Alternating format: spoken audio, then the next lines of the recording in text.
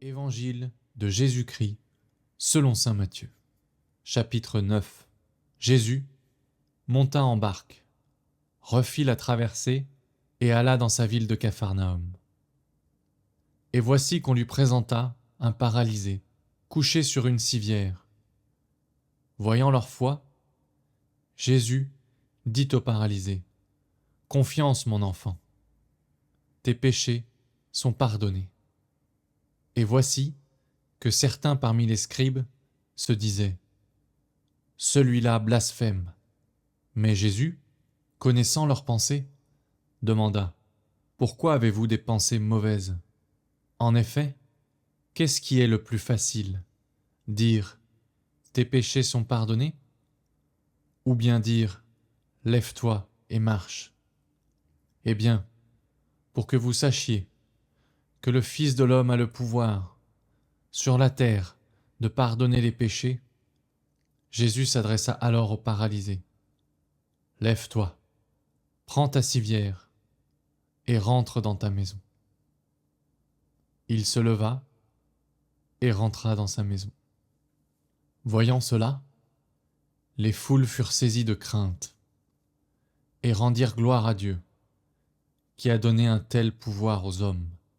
Jésus partit de là et vit, en passant, un homme du nom de Matthieu, assis à son bureau de collecteur d'impôts.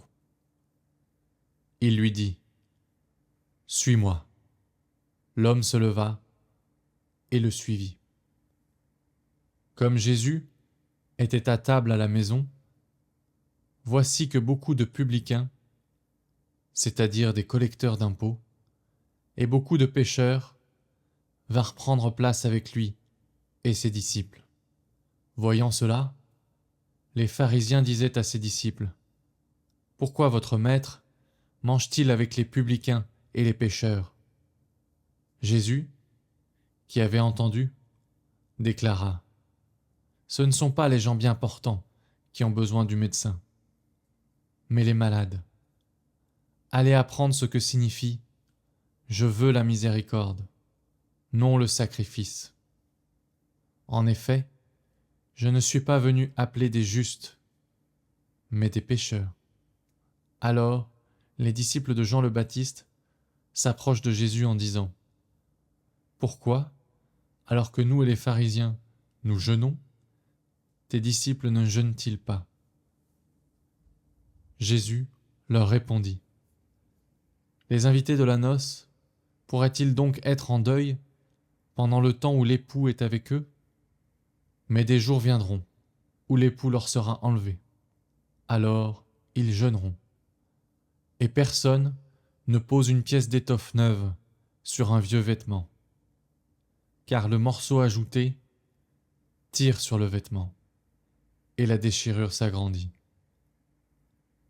Et on ne met pas du vin nouveau dans de vieilles outres. Autrement, les outres éclatent, le vin se répand, et les outres sont perdues. Mais on met le vin nouveau dans les outres neuves, et le tout se conserve. » Tandis que Jésus leur parlait ainsi, voilà qu'un notable s'approcha.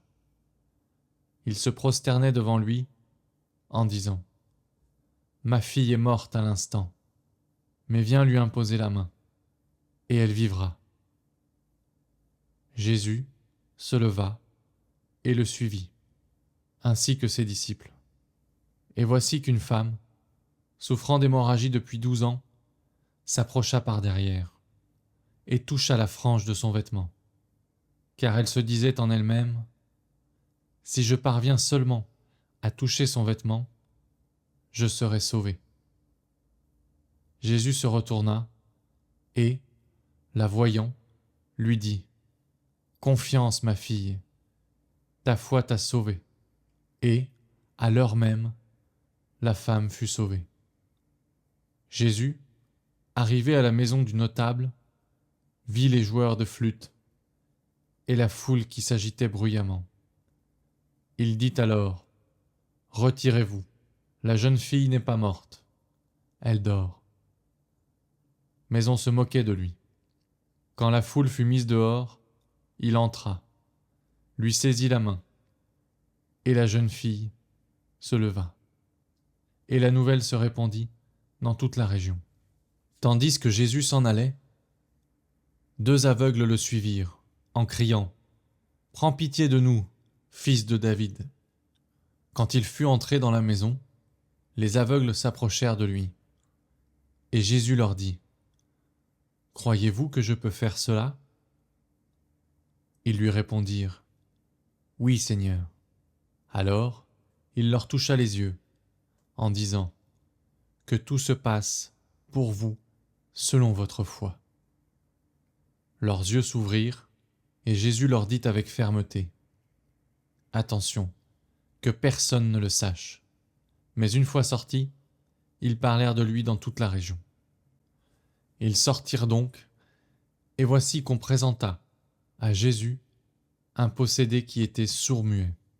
Lorsque le démon eut été expulsé, le sourd-muet se mit à parler. Les foules furent dans l'admiration, et elles disaient « Jamais rien de pareil ne s'est vu en Israël. » Mais les pharisiens disaient « C'est par le chef des démons qu'il expulse les démons. » Jésus parcourait les villes et tous les villages, enseignant dans leurs synagogues, proclamant l'évangile du royaume et guérissant toute maladie et toute infirmité.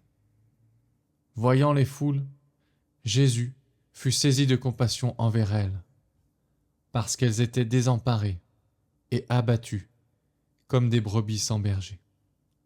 Il dit alors à ses disciples « La moisson est abondante, mais les ouvriers sont peu nombreux.